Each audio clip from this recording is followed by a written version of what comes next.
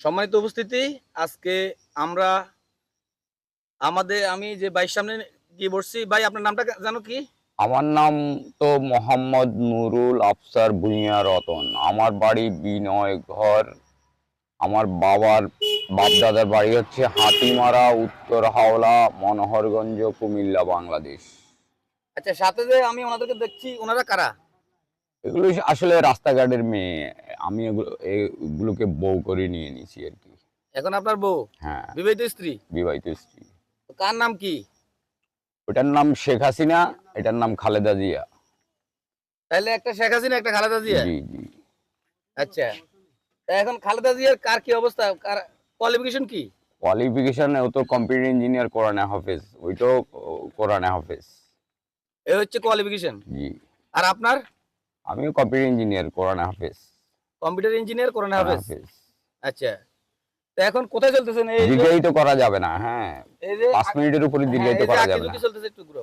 এই যে আকিজুকি চলতেছে, এগুলা এগুলা কার আর্টিস্ট? এগুলো তো ছালা পাগলার আর্টিস্ট।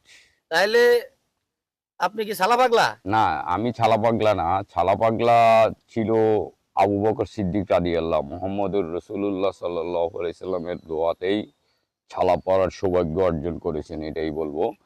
সেই সুবাদে আমিও কিছুদিন ছালা পরেছি। এখন আর আমার নাম ছালা পাগলা নেই। এখন আপনার নাম কি বর্তমানে? আমার নাম আদম মোহাম্মদ রতন।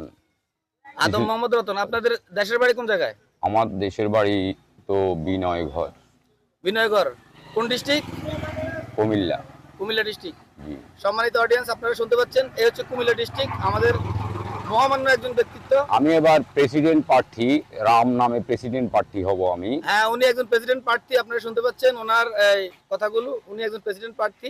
সো কোরআন হাদিস রাম রাজনীতি আন্দোলন মক্কামদিনা.com।